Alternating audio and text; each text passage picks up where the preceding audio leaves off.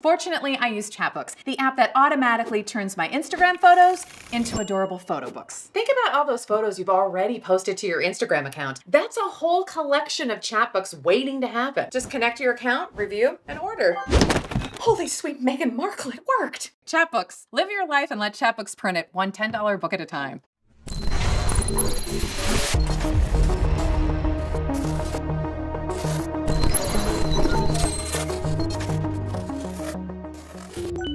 Welcome to the Meat and Potatoes podcast. Today we're joined by Steve Shillingford, who is the president and CEO of DeepSee AI. How are you?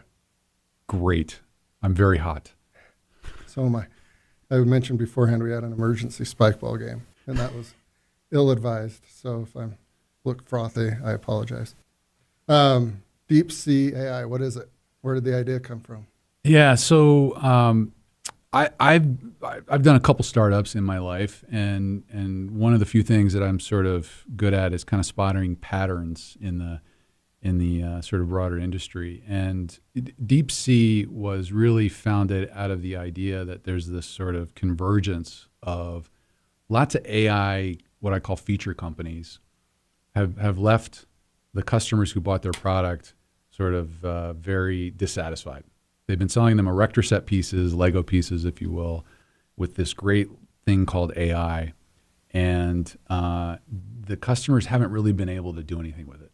And when I was kind of thinking about the next gig, I remember very distinctly listening to a radio commercial. I'm a golfer, a very bad one, but I love to play. And I heard a commercial from Callaway Golf. They make drivers and clubs.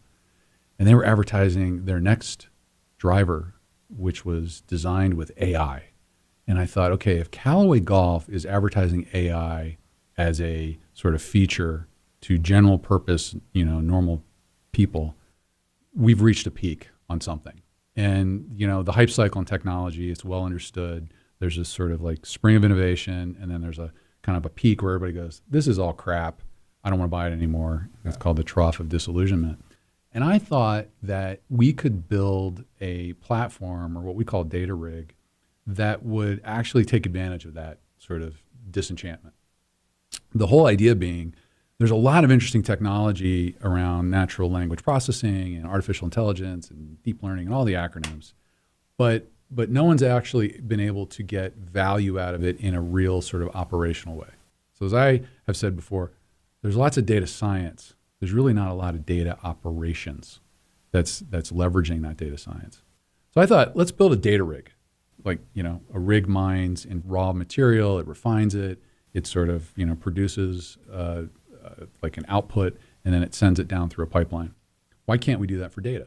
And why can't we use all the best artificial intelligence techniques, all the open source, freely available stuff that's out there, and just automate everything else so that businesses could get real value? So what we wanted to do is build essentially a rig that mines unstructured data. So think about that as emails, text messages, documents, all the stuff that's not in a database or an Excel file.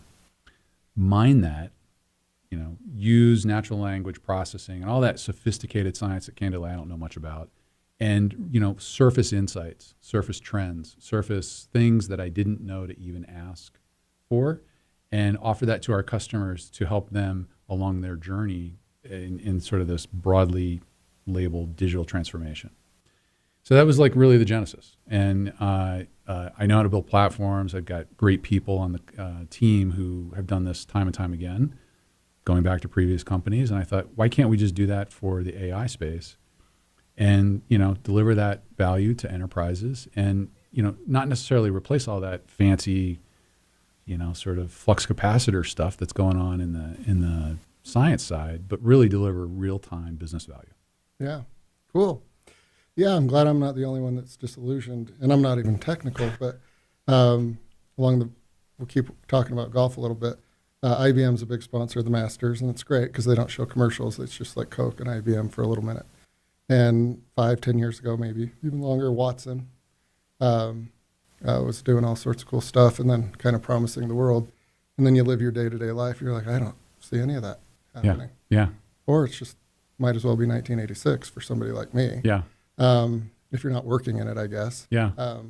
So I'm glad that you guys are going to optimize. Well, I think, we took a very narrow approach and we said, look, I don't want to solve all the world's problems. That's a huge problem. I want to solve really specific business problems that bring sort of a very discrete set of value, statements back to the customer. And, for us, it's about reducing your costs. So if you've got a lot of manual processes with a lot of error rates, we can solve that problem. And, it's kind of our months to minutes kind of theme. But there's also, especially in the industries that we're in, and one of the reasons why we hate dealing with our banks and our insurance companies. Why? Because they're slow, they're manual, they're arduous. There's all this process back and forth. There's very little automation there. But that's where automation really should be.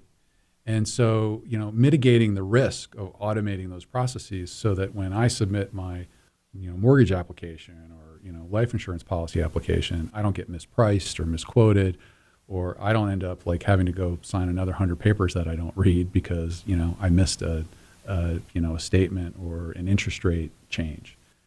And then finally, what we've also found is when our customers, the enterprises, actually implement this kind of technology, they actually take market share from their competitors. And in the spaces that we're currently in, capital markets, so large, ridiculously large banks and insurance companies, we find that they're highly regulated. They're being sort of margin compressed on the bottom because they've got startups everywhere who are faster and nimble and can produce, apps in months rather than years.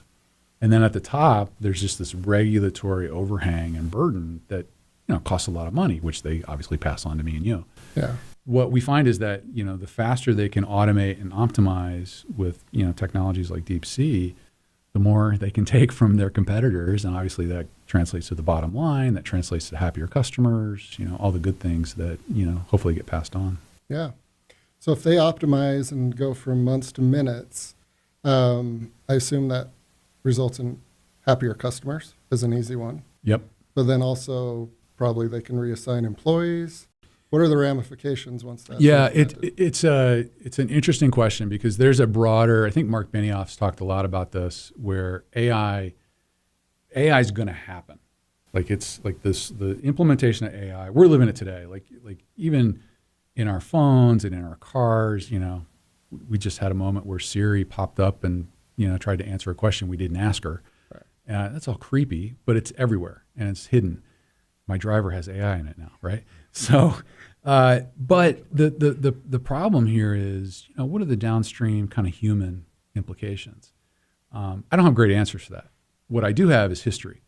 What I can tell you is that every technology innovation, going back pre-industrial, right? Let's just talk about that cotton gin and the loom, right? Yeah. Hence the word Luddites, right? There's always this kind of labor disruption, and there's always a reallocation of labor. And I think there are winners and losers in that category. I think what we look at over history, though, is that the aggregate sort of benefit to our way of life, the sort of over our health, our overall ability to sort of have more leisure time than less, improves. And what we hope for is that cascades everywhere. And if you just look at poverty and other kinds of measures of standards of living, technology has always raised the bar. I want to be clear, though, there are always challenges with that, and there are always what I would call dislocations. Question is, over time, does it get better? And I think in this case, it should get better. I think, one of the things that really catapulted us in the pandemic, which, probably like everybody else, when the pandemic hit, I was just sort of like, what now? This is insane, right? Yeah. One of our primary customers was outsourcing a lot of the manual work of a process that we were automating for them to low cost labor, kind of probably not well compensated, and it was a terrible job. Right. Everybody goes home. So you can't go to the office where you've got fiber and 3 monitors to do your manual job. And I get a call one day from the head of the operation, and they go, hey, I just want to let you know, we're pulling the switch on you guys. They were going to do a 6-month sort of parallel. We're pulling the switch on you guys. This is like the second week of March. I'm already like just trying to figure out the world. And he goes, we're going to pull the switch. Don't screw up. Oh, good. This is one of the largest banks in the world. And this is one of their most profitable products. And, it was scary. However, we performed. We sort of did what we said we were going to do. And if you go look at their 10K, they'll tell you that quarter was one of their most profitable. They killed it, and they took a bunch of share from their other customers. And so it was a proof point for me that, we have some real value to derive here. I probably undercharged them too, by the way, but I'll learn that later. We can remedy that Yeah. later. Yeah.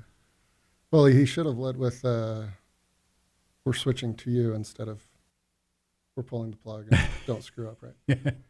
Well, they were pulling the plug on their low-cost labor arbitrage, and they're flipping the switch on us. And that's a scary call, a scary good news call, but, scary nonetheless. Yeah.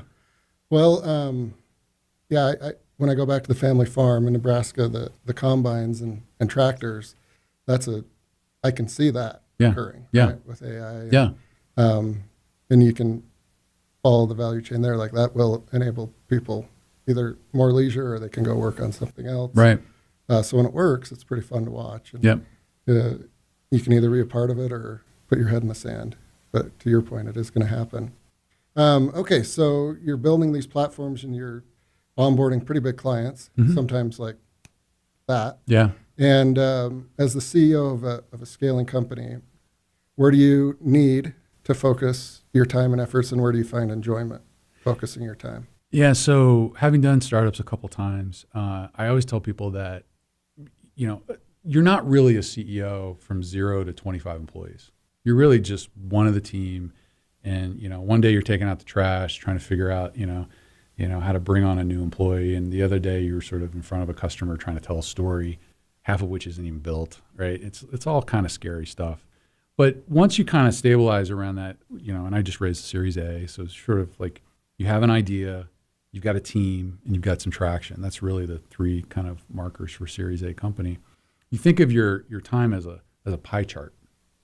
And I had a good mentor tell me about this. It's like you have seasons in your life and in your career where that pie chart gets way disallocated. Like sometimes it's all about product, right? Early company, it's all about product. And then other times you get that right, and then it's all about being in front of prospects and customers, partners, telling a story. And then other times it's like, I got to find people.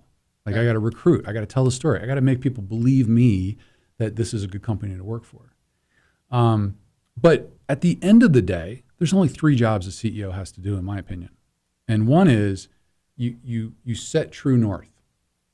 I like to say in the Shackleton version of, Shackleton's a guy, did the endurance, kind of tried to go to the South Pole, didn't make it. Yeah. But if you look at his path, like it wasn't a straight line. Like he knew he was going to the South Pole, but if you looked at it, it looked like a scribble, right? Because he was sort of like, oh, maybe this way, maybe that way. That's what a startup is. Like directionally where you want to go, but you have to pivot when you see changes or when you get feedback and when you get data. So setting that and helping the team and people that you're recruiting and your customers understand that that's what you're true to. That's your number one job.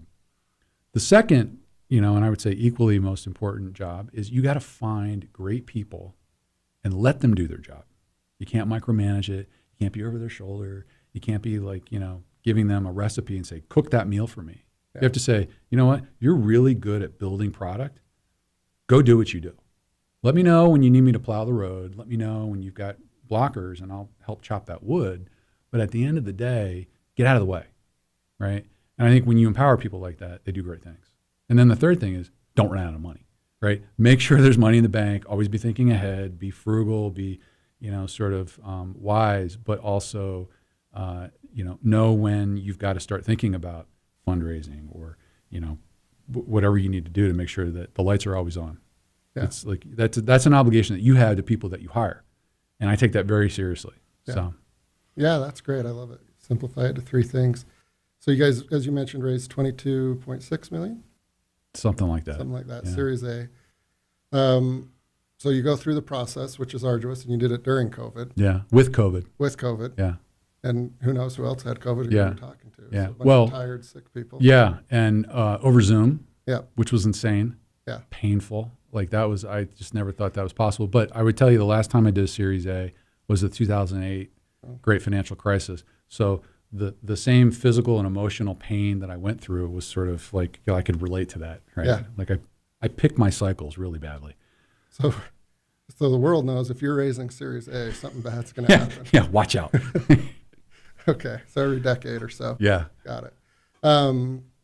You go through it, you come out victorious, and you've got, you know, the funds and the partners. What's the next step as you kind of plan and allocate those funds? What's that process? Yeah. So the way I think about Series A, Series B, I mean, you know, they're all fluid, right? There are no hard lines. But I think about a Series A as team technology traction. You've got that kind of nailed. What you're now trying to do is you're trying to figure out from Series A to Series B. You're obviously adding to the team, so that's a big part of what you do with the Series A funds. Is you want to build, you know, some mass and substance. I think the other thing is you're trying to find a sales motion, right? So if you don't have product market fit, you obviously need to do that first. Sometimes you can get it before the Series A. Sometimes you have it, and now the Series A is furthering the agenda. But after you get product market fit, it's about what is the sales motion. And I encourage a lot of folks. You know, I've sat on boards and I talk to other founders and CEOs. I always encourage them to think of go-to-market as a competitive advantage. Because it's easy to go, well, this is, okay, I'm a company, I'm an enterprise tech company, so this is what I do. I go hire a bunch of, you know, pain in the butt, you know, sales guys, and they go sell the product, and, you know, we just rinse and repeat that. But today's world's a lot different.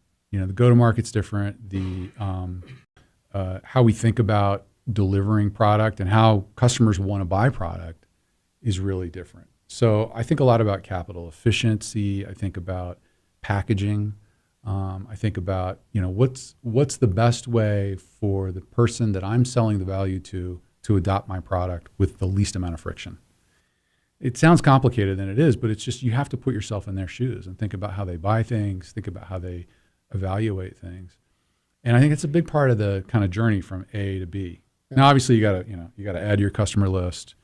You know, you got to put money in the bank. You know, you got to do all those other things. But I would say that's the most important thing between A and B. Yeah.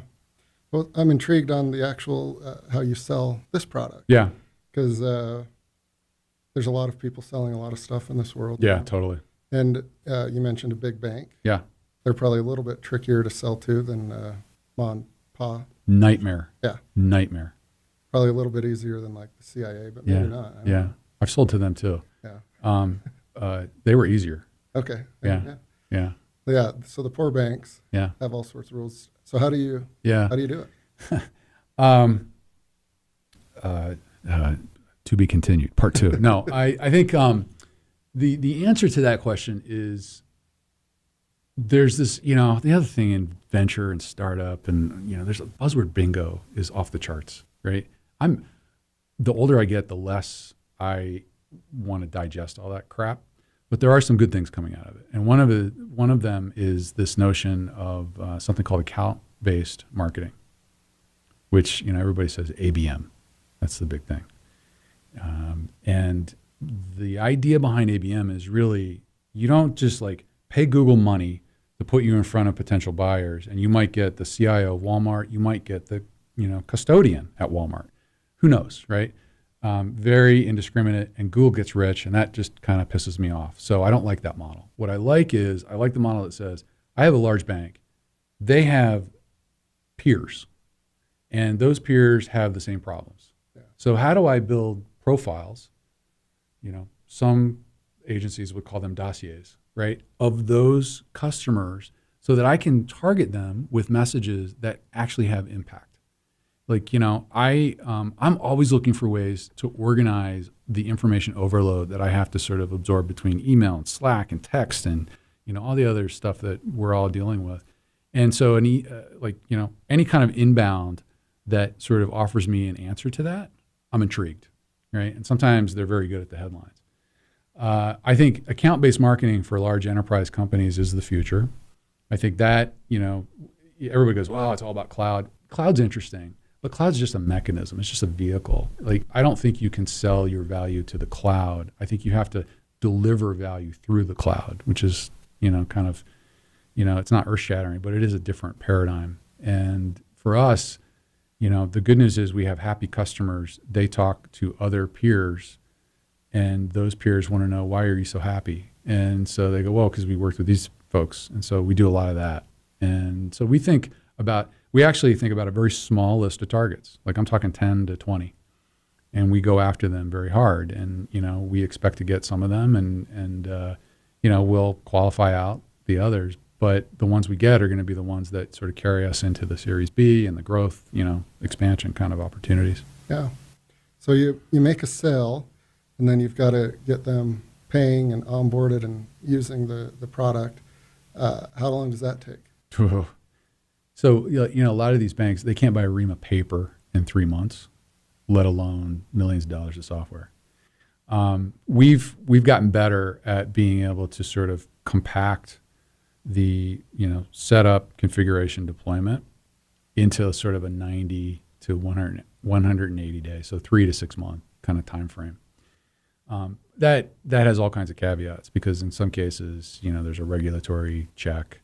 In some cases, they can't even punch a hole through a firewall, which is another way of saying they can't get to our cloud instance at AWS, which runs the world, by the way. They can't get there because some security person is, unreasonable.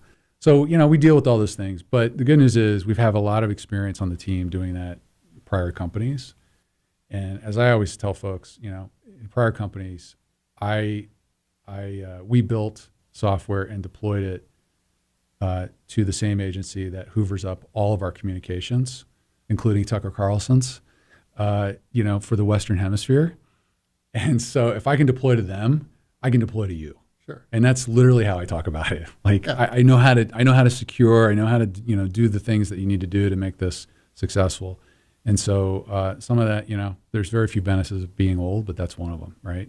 Prior experience. So you want your first case study to be a strong one. Yeah. You can then... Right. You definitely, one of the things I think I tell entrepreneurs all the time is forget about profit, forget about margin, forget about revenue. Make happy customers. That will pay off long term. And, the DeepSee's no different. The first deal we did was terrible. It was poorly priced, poorly configured. I'm sure I'm 3 times under the water on it, but I'm going to make my money back tenfold on, the follow-on deals that we're doing. So yeah, I'm very content with that. So when you're at a family barbecue and you've got like an old aunt or uncle, say, what do you do? And you try to explain a little bit of AI and DeepSee. What's that explanation? No, so I have to tell a story about that first, because I used to work at Oracle. Oracle, the software company. And when my father-in-law, who's an Air Force pilot, he was asking me about what I do. I go, I work at Oracle. We build software. Oh, great. A month later, he checks in with my wife, and he goes, how's the vacuum cleaning business doing? Right? Because he thought it was Oric, the vacuum cleaner. Yeah. Right. The next startup I did, we had a lot of T-shirts, and my mother-in-law thought I was in the T-shirt business.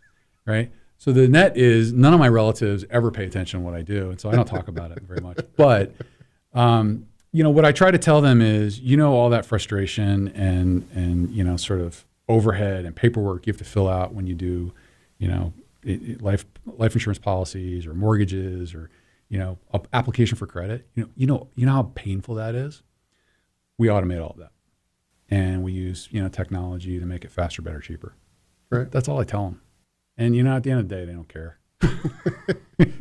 Yeah, but you got to have a good canned response. Yeah, absolutely. And then, all right, so kind of same question, but reverse. You're aged and you've got your grandkids hanging around, and they say, what did you do, Grandpa, to earn a living and your life? And how is DeepSee going to play into that? So I grew up in the era where, you got a degree, you worked at a big company, and then you worked at a big company, right? Like the whole startup thing wasn't, I mean, people were doing startups, clearly, but it wasn't as broadly based. There wasn't a whole generation that was kind of raised in the startup sort of ecosystem. So I went to work every day at places like Novell. No one's ever heard of that company, but snatched defeat from the jaws of victory, right? Got just wiped by Microsoft and our good friend Bill Gates, like just terrible business decisions.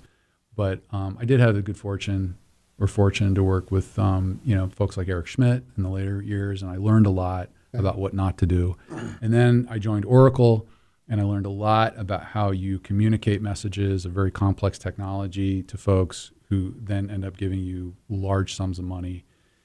And then one day, I had a great run at Oracle. I was very fortunate, very lucky.